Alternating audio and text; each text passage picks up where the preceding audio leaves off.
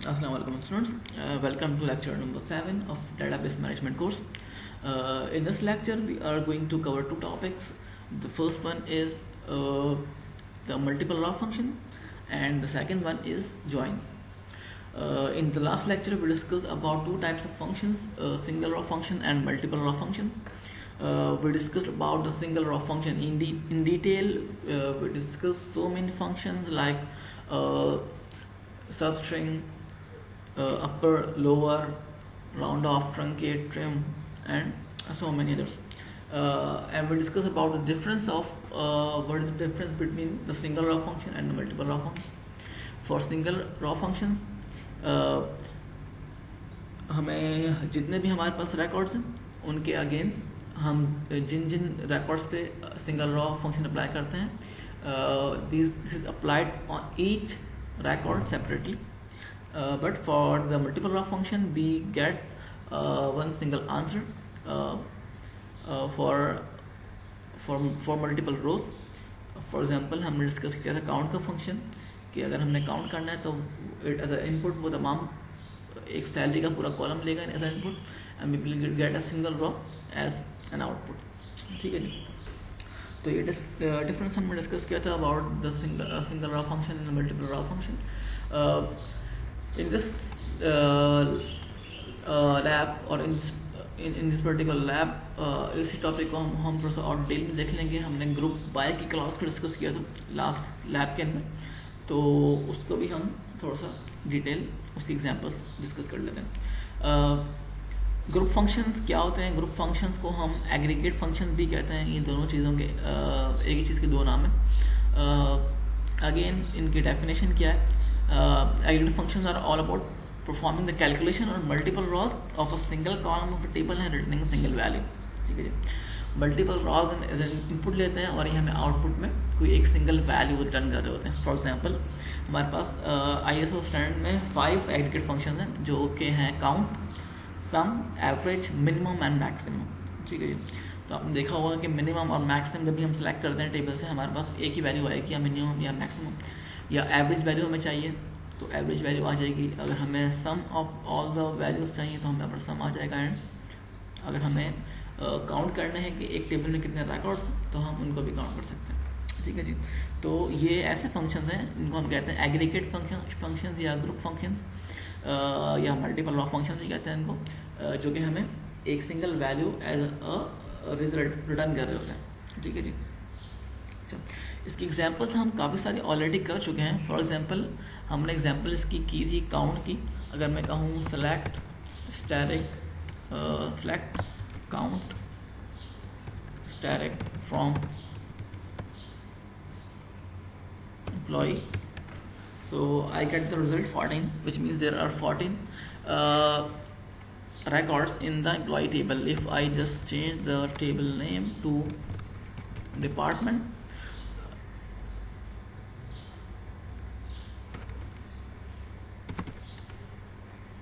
so I have 4 departments.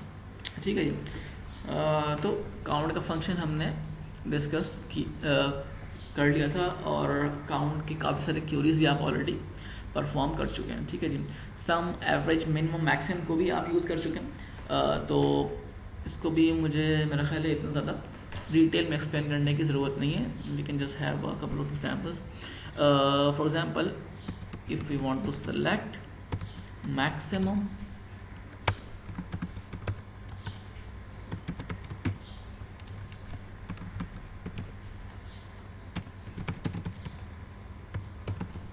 from the employee table, if you are going to select the maximum and minimum salary from the employee table, you can write this query maximum, minimum. If you want to get the average salary as well, you can just write average salary. ठीक है जी. तो maximum, minimum, average ये सारे functions group function कहलाते हैं. ठीक है जी. ओके. सो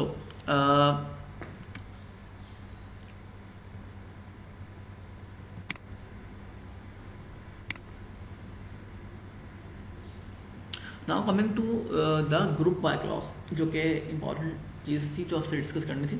जिसको हमने रफली डिस्कस किया था लास्ट लैब में। ग्रुप बाय क्लॉज क्या होती है? ग्रुप बाय क्लॉज, अगर हमने मल्टीपल रॉस को सिलेक्ट करना है और उनको ग्रुप करना है अकॉर्डिंग टू सम कॉलम, तो हम ग्रुप बाय क्लॉज यूज करते हैं।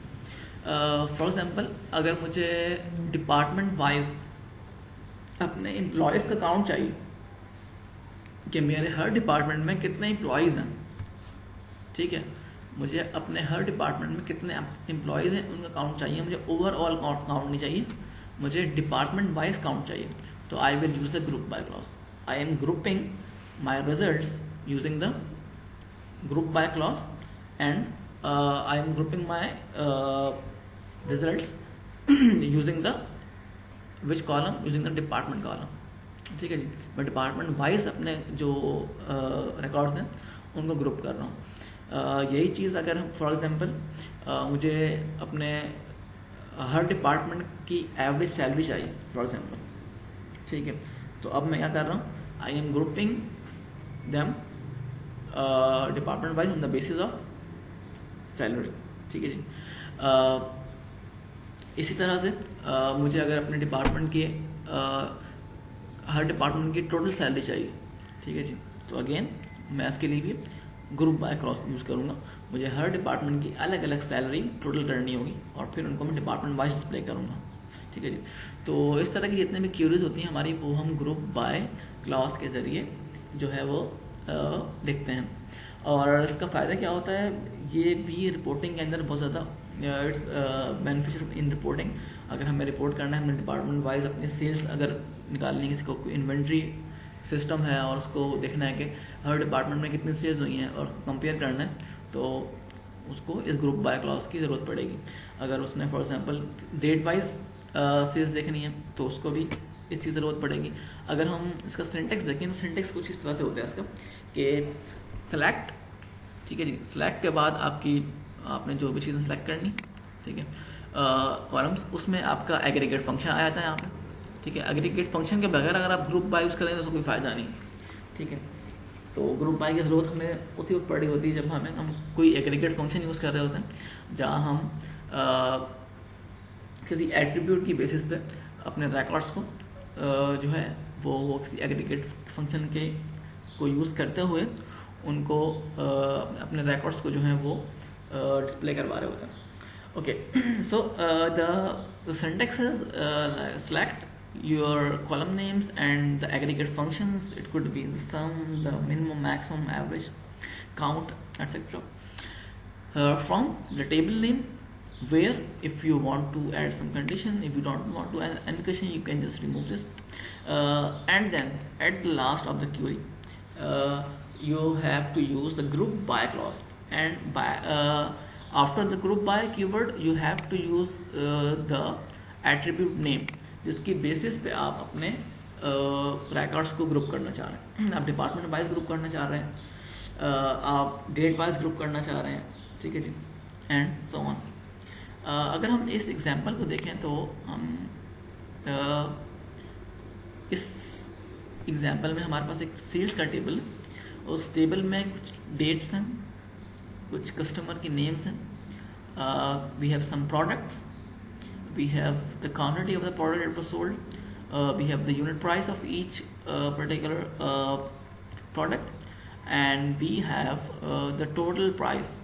Total price means the quantity multiplied by the unit price is the total price. ये डाटा हमारे पास मौजूद है सेल्स टेबल का। अब फॉर एग्जांपल आप किसी एग्जांपल ले रहे हैं किसी इन्वेंट्री सिस्टम की, और आपको रिपोर्ट चाहिए कि मेरी सेल्स इस दफ़ा कैसी रही हैं, और आपके पास रिकॉर्ड्स कुछ इस शक्ल के अंदर है, और आपने कुछ क्यूरीज लिख के अपनी जो है वो रिपोर्ट जनरेट करनी, तो आप कैसे करेंगे अब, और आप किस किस तरह की रिपोर्ट जनरेट कर सकते हैं, ठीक है। तो दो चीज़ें हैं, एक तो आपसे अगर हम पूछें कि आपको भाई ये रिपोर्ट जनरेट करके देनी है और आप जनरेट करके दे दें। दूसरी चीज़ ये कि डाटा को देख के आप खुद से क्या सोचेंगे उसके बारे में कि इससे मैं क्या क्या रिपोर्ट जनरेट कर सकता हूँ, ठीक है। तो ये दोनों चीज़ें, ये दोनों क्वालिटीज़ आपके अंदर होनी चाहिए। पहली तो ये कि आपको अगर आप कहेंगे कि भाई मुझे ये डाटा ला के दे दो, तो आपको क्यूरी लिखनी आनी चाहिए। दूसरा, अगर आपसे कहा जाए कि आपके पास ये डाटा है, अब आप रिपोर्टिंग करें, खुद एनालिसिस परफॉर्म करेंगे इसमें से क्या क्या रिपोर्ट बन सकती हैं, ठीक है जी। तो ये वाली अप्रोच भी आपकी होनी चाहिए, ठीक है जी। अच्छा, इस डाटा को अगर हम देखें और अगर हम सोचने बैठें कि हम क्या क्या रिपोर्टिंग इससे कर सकते हैं, ठीक है। सबसे पहले अगर हम कॉलम्स देख लें, हमारे पास डेट का कॉलम है, ठीक है जी। हो सकता है एक दिन मल्टीपल सेल्स हुई हैं, ठीक है जी, तो डेट का कॉलम पॉसिबली रिपीट हो सकता है। कस्टमर, ठीक है, कस्टमर अगेन, एक कस्टमर ने एक चीज़ 2 दफ़ा ली है, ठीक है, उसने डिफरेंट चीज़ें परचेज़ की हैं, डिफरेंट डेट्स पे उसने शॉपिंग की है, ठीक है जी। तो कस्टमर भी रिपीट हो रहे हैं हमारे पास, हम देख सकते हैं brown hairs brown hairs brown, ठीक है जी। अच्छा, प्रोडक्ट्स, अगेन प्रोडक्ट्स भी हमारे पास रिपीट हो रही हैं। एक प्रोडक्ट किसी एक कस्टमर ने खरीद दी, वही प्रोडक्ट किसी और कस्टमर ने खरीद दी, या सेम ही कस्टमर ने एक प्रोडक्ट डिफरेंट डेज पे खरीदी है, ठीक है जी। तो वी हैव डिफरेंट प्रोडक्ट्स और ये रिपीट हो रही है, जैसे बेल्ट यहाँ पर भी है, बेल्ट यहाँ भी मौजूद है, ठीक है। अच्छा जी, क्वांटिटी, हर प्रोडक्ट कितनी क्वांटिटी में खरीदी गई है, उनकी यूनिट प्राइस है और टोटल प्राइस, ठीक है जी। अब इससे हम क्या क्या इन्फ्रेंसेस, क्या क्या कंक्लूजन ड्रॉ कर सकते हैं, किस तरह से हम रिपोर्टिंग करेंगे। फॉर एग्जाम्पल, इससे एक रिपोर्ट तो मैं कर सकता हूँ कि मैं अगर डेट वाइज, अगर पहले कॉलम में लूँ तो मैं डेट वाइज टोटल सेल्स मालूम कर सकता हूँ कि मेरी हर दिन कितनी सेल्स हुई हैं, ठीक है जी। तो उसके लिए हम क्या क्यूरी लिखेंगे, select date and then sum of what, sum of the total, total column जो है ना इसका सम करेंगे, ठीक है। अगर मैं जस्ट फॉर एन एग्जांपल यहाँ लिख भी दूँ उसको, गो के ये टेबल हमारे डाटाबेस में नहीं है, बट समझाने के लिए आप लोगों को कि हमारी क्यूरी कुछ किस तरह से बनेगी सेलेक्ट, हमें चाहिए डेट वाइज अपने रिकॉर्ड्स को हमने डेट वाइज देखना है कि हर डेज कितनी सेल हुई, ठीक है जी। तो मैं रिपोर्ट जनरेट करनी है सेल्स और डे वाइज सेल्स, ठीक है। तो I have to select the date and then count. अच्छा, 2 चीज़ें, एक तो कितनी सेल्स हुई हैं, दूसरा कितनी नंबर ऑफ प्रॉफिट जनरेशन हुई है, या कितनी नंबर ऑफ, एक तो है कि क्वांटिटी में कितनी सेल हुई है, ठीक है जी। दूसरा हमारे पास हमारी सेल्स कितनी हुई इन terms of rupees, in terms of money, ठीक है जी। तो अगर हम सिर्फ क्वांटिटी की बात करें इस वक्त, तो हम क्यूरी किस तरह लिखेंगे, select date, count, quantity from the table sales, group by किससे करेंगे, ग्रुप बाय करेंगे डेट, ये हमारे कुछ क्यूरी इस तरह बनेगी।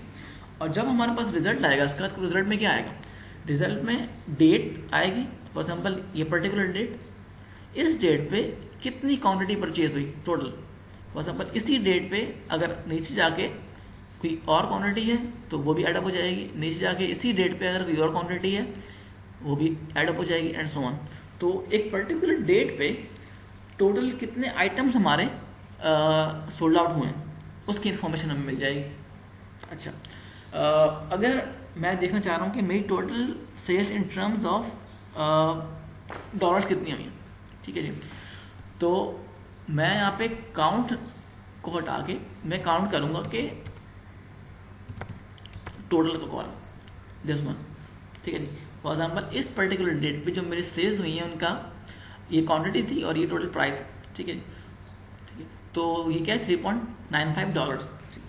नीचे जाके इसी डाटाबेस में अगर सेम डेट पे कोई और एंट्री होगी तो उसको भी एडअप कर लेगा, इसके अलावा नीचे आके फिर एक एंट्री मिली उसको भी एडअप कर लेगा, एंड सो ऑन। तो एट द एंड मुझे रिजल्ट में क्या दिखाएगा ये कि हर दिन हमारी सेल्स कितनी हुई है इन टर्म्स ऑफ डॉलर्स, ठीक है जी। तो एक तो रिपोर्टिंग हम ये कर सकते हैं इससे, ठीक है। अच्छा, इसके अलावा अगर आप सेकंड टेबल पे आए, अगर हम कस्टमर वाइज रिपोर्टिंग करना चाहें, ठीक है, कि हम देखना चाहें कि हमारे हर कस्टमर ने कितनी परचेज की है, ठीक है जी, कि हमारा हर कस्टमर ने कितने परचेज की हैं अब तक। फॉर एग्जाम्पल एक कस्टमर है ब्राउन ने कितनी परचेज की हैं, ठीक है। हमारा एक कस्टमर है कैमरॉन, इसने कितनी परचेज की हैं, ठीक है। तो हमें क्या करना होगा, हमें सेलेक्ट द कस्टमर, ठीक है जी, और count quantity from sales group by. अब ग्रुप बाय में क्या आ जाएगा, ग्रुप बाय में आ जाएगा प्रोडक्ट, ठीक है जी।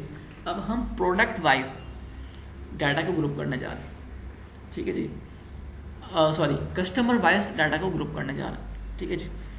तो हमारे पास रिजल्ट में क्या आएगा कि mister brown and total number of quantity इन्होंने ये परचेज किया, mister Cameron total number of quantity उन्होंने ये परचेज किया, ठीक है जी। तो ये जितने भी कस्टमर हैं ये सिर्फ एक दफ़ा लिखे जाएंगे रिपोर्ट के अंदर, और उनकी क्वांटिटी कितनी है टोटल जो उन्होंने परचेज किया वो सामने आ रही होगी। इसी तरह से टोटल अगर इन टर्म्स ऑफ डॉलर्स हम कैलकुलेट करना चाहें तो हम जो है काउंट में ये टेबल डाल देंगे, ठीक है जी। अच्छा जी, इसके अलावा क्या कर सकते हैं हम, इसके अलावा हम प्रोडक्ट वाइज रिपोर्टिंग कर सकते हैं कि हमारी एक प्रोडक्ट कितनी दफ़ा सेल हुई है, ठीक है जी, मतलब कि हर प्रोडक्ट की सेल कितनी है। जब एक शू है, एक प्रोडक्ट है, उसकी सेल्स कितनी हुई है टोटल, प्लांट्स की टोटल सेल्स कितनी हुई है, बेल्ट की टोटल सेल्स कितनी हुई है। हम क्या करेंगे, select product and count the product, we will count the product from sales table and group by. अब ग्रुप बाय किससे करेंगे,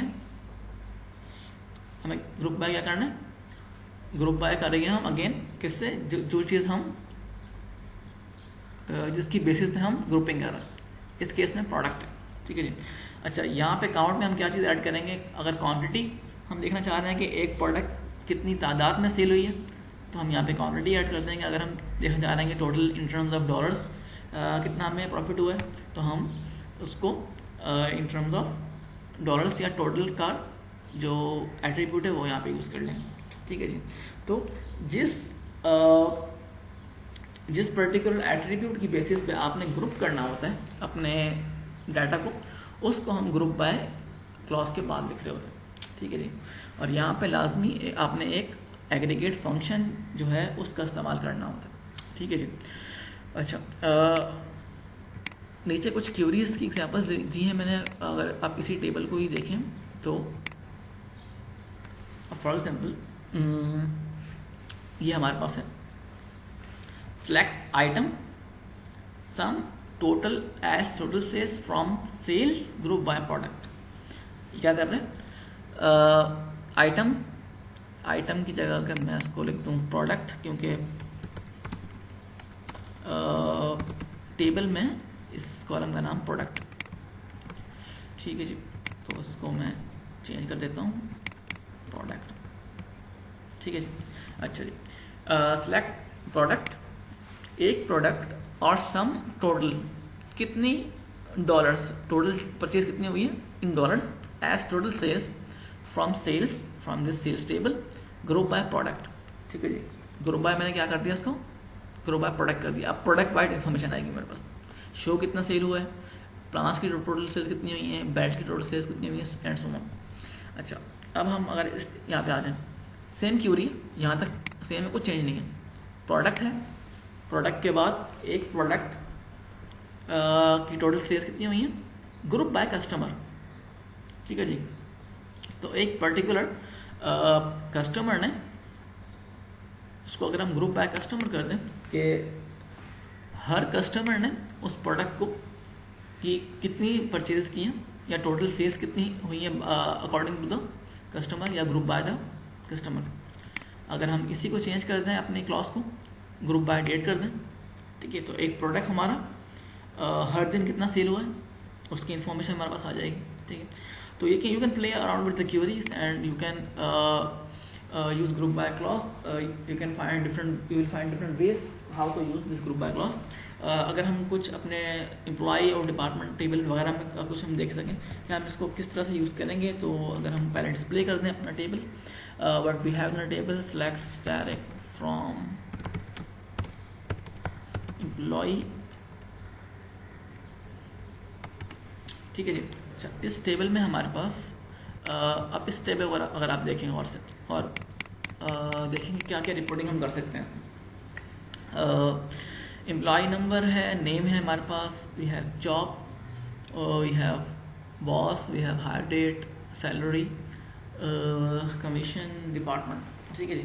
तो डिपार्टमेंट वाइज हम जो है वो रिपोर्टिंग कर सकते हैं। हम रिपोर्टिंग डेट वाइज भी कर सकते हैं। हम मैनेजर वाइज रिपोर्ट जो है रिपोर्टिंग कर सकते हैं।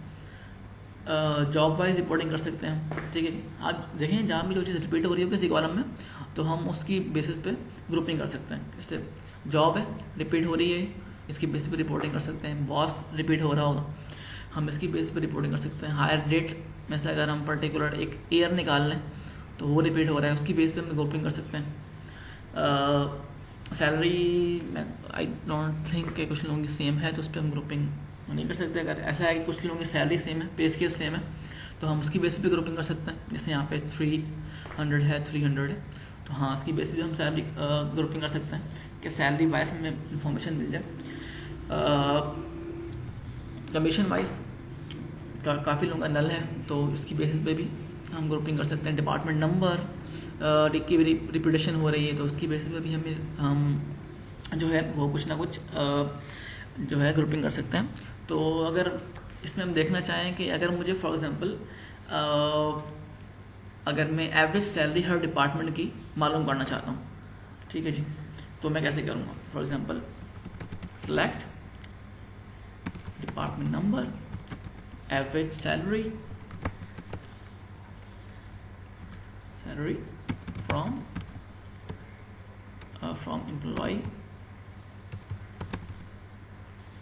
अच्छा जी, ठीक है। अब मुझे क्या करना है? मुझे इसको करना है डिपार्टमेंट वाइज। ठीक है जी, तो डिपार्टमेंट वाइज मुझे इसको ग्रुप करना है, तो मैं क्या करूँगा? Group by department number. ठीक है जी, इसने क्या किया? हर डिपार्टमेंट की एवरेज सैलरी क्या बन रही है ये मुझे ला के दे देगा। ठीक है जी। अच्छा एक्सक्यूज मी। ओके, तो इसके अलावा अगर मुझे ये देखना है, फॉर एग्जांपल मैं अगर काउंट करना चाह रहा हूँ कि सेम पे स्केल पे कितने एम्प्लॉयज़ हैं मेरे पास। ठीक है, सेम पे स्केल पे मेरे पास कितने एम्प्लॉयज़ हैं, तो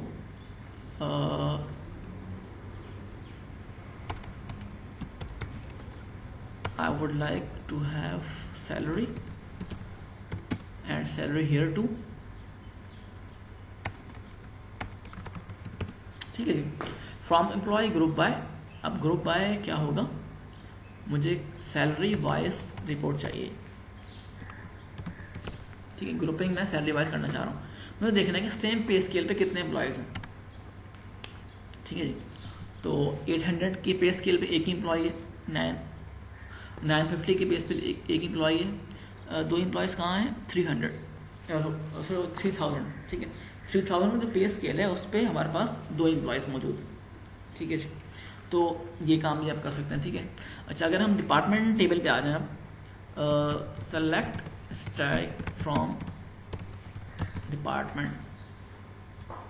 तो डिपार्टमेंट टेबल में हमारे पास क्या क्या चीज़ें हैं? अकाउंटिंग है, रिसर्च है, सेल्स है, ऑपरेशन है। आई डोंट थिंक कि हम इसमें कोई भी रिपोर्टिंग कर सकेंगे। ठीक है जी, क्योंकि रेपुटेशन हमारे पास यहाँ कहीं नहीं आ रही।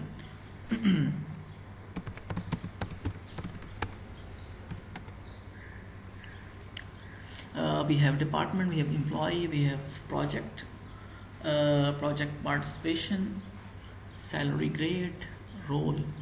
okay so अगर सैलरी ग्रेड का टेबल में डिस्प्ले करना चाहूँ, select static from salary grade.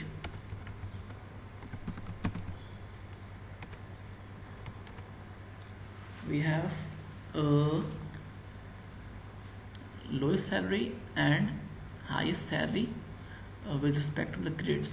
okay, again we cannot use the group by clause anywhere in this table। just check the project table।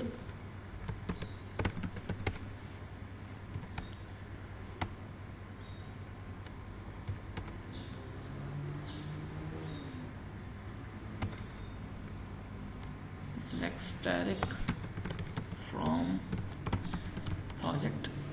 So we have these data here, description of the project. Again, we don't have any repetition, so we cannot use any group by as well.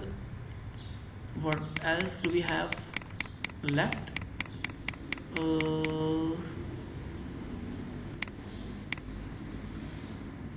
Just let me see. We have role and we have project participation. Okay, I hope project participation में हमें कोई repetition हमारे table वाले columns मिल जाएंगे. सो select static from project.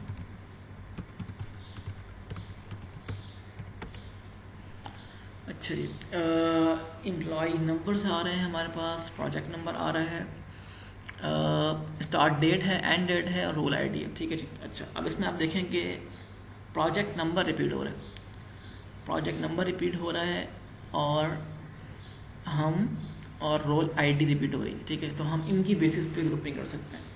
ठीक है, तो इसमें हम क्या रिपोर्ट जनरेट कर सकते हैं. ये टेबल हमें बता रहा है कि प्रोजेक्ट पार्टिसिपेशन के किस प्रोजेक्ट के ऊपर कौन सा एम्प्लॉय ने कब काम करना शुरू किया और कब काम खत्म किया और उसका रोल क्या था. ठीक है जी, ये इन्फॉर्मेशन मिल रही है हमें इस टेबल से. तो मैं ये कर सकता हूँ कि मुझे मैं हर प्रोजेक्ट पे फॉर एग्जांपल वी हैव हम इस टेबल में ये कर सकते हैं कि हम ये देख सकते हैं कि हर प्रोजेक्ट पे कितने एम्प्लॉयज़ काम कर रहे हैं. ठीक है जी. अगर हम वापस टेबल को देखें अपने, तो हम देख रहे हैं कि ये प्रोजेक्ट नंबर है. ठीक है जी, ये प्रोजेक्ट काउंट है और ये एम्प्लॉयज़ काउंट है. ठीक है जी. अगर हम प्रोजेक्ट काउंट देखें तो एक प्रोजेक्ट कितने लोगों को असाइन है, हम उसकी जो है ना टोटल स्टेटस निकाल सकते हैं कि एक प्रोजेक्ट फॉर एग्जांपल 101. ठीक है, उस पर कितने लोग असाइन है. ठीक है, प्रोजेक्ट 1002 पे कितने लोग असाइंड हैं, प्रोजेक्ट 1003 पे कितने लोग काम कर रहे हैं और 1004 पे कितने लोग काम कर रहे हैं. ठीक है, तो उसके लिए हम क्या क्यों लिखेंगे, सेलेक्ट प्रोजेक्ट नंबर. ठीक है जी. काउंट क्या करना है हमने, प्रोजेक्ट नंबर ही काउंट करना है. ठीक है जी. अच्छा, from project participation group by project number. ठीक है, प्रोजेक्ट नंबर से इसको मैं ग्रुप कर दूंगा तो मेरे पास क्या रिजल्ट आ जाएगा, दिस वन, कि प्रोजेक्ट नंबर जो 1001 है उस पर 3 लोग काम कर रहे हैं, प्रोजेक्ट नंबर जो है 1002 उस पर भी 3 लोग काम कर रहे हैं, 1003 पे 2 लोग काम कर रहे हैं और 1004 पे 6 लोग काम कर रहे हैं. तो इससे हमें ये आइडिया हो सकता है कि एक किस प्रोजेक्ट पे सबसे ज़्यादा लोग काम कर रहे हैं. ठीक है जी. और राइट. ठीक है जी. तो ये एक और एग्जाम्पल थी आप लोगों को दिखानी थी, जो हमारा एम्प्लॉय और डिपार्टमेंट टेबल से हट के अगर हम एग्जाम्पल देख सकें, तो हमने वो देख लिए. हमारे पास प्रोजेक्ट पार्टिसिपेशन का एक टेबल है और उसमें हम ये ग्रुप बाय क्लॉज का इस्तेमाल कर सकते हैं. ठीक है जी. Okay, now coming to your lab task. Lab task आपके थोड़े से हैं इस लैब में and will not take much time. बहुत छोटे छोटे लैब टास्क हैं. इसको ज़रा देख लीजिए. Write a query to display the number of employees with the same job. Means कितने एम्प्लॉयज़ सेल्स मैन हैं, कितने एम्प्लॉयज़ क्लर्क हैं, कितने एम्प्लॉयज़ मैनेजर हैं एंड सो ऑन. ठीक है. अच्छा, उसके बाद जो सेकंड है आपके ना डिस्प्ले करनी है एवरेज सैलरी, कमीशन और gross salary of each employee in descending order और सॉरी ईच डिपार्टमेंट. ठीक है, हर डिपार्टमेंट की एवरेज सैलरी, एवरेज कमीशन और average gross salary. Gross salary का मतलब सैलरी प्लस कमीशन, ये आपने कैलकुलेट करना है. हर डिपार्टमेंट का अलग डिपार्टमेंट वाइज करना है इसको. ठीक है, और डिसेंडिंग ऑर्डर में इसको आखिर में आपने डिस्प्ले करना होगा. ठीक है. नेक्स्ट पे आ जाते हैं, display the count of employees working under each manager, कि हर मैनेजर के अंडर कितने लोग काम कर रहे हैं. ठीक है. अच्छा, number 4, display the count of employees in each department having salary above 2000. ठीक है जी. काउंट ऑफ एम्प्लॉयज आपको बताना है कि हर डिपार्टमेंट में कितने एम्प्लॉयज काम कर रहे हैं जिनकी सैलरी 2000 से ऊपर है. ठीक है, अगेन डिपार्टमेंट वाइज आपने करना होगा इसको. Display the number of employees hired year wise, हर साल कितने एम्प्लॉयज हायर हुए, तो उसमें आपको हायर डेट को यूज़ करना है और किस तरह से आप यूज़ करेंगे आपने सोचना है. Select highest and lowest salary from each department, her department में से हाईएस्ट और लोएस्ट सैलरी आपने डिस्प्ले करवानी है। ठीक है जी। तो ये आपका लैब टास्क है। ठीक है। अब हम चलते हैं अपने नेक्स्ट टॉपिक की तरफ।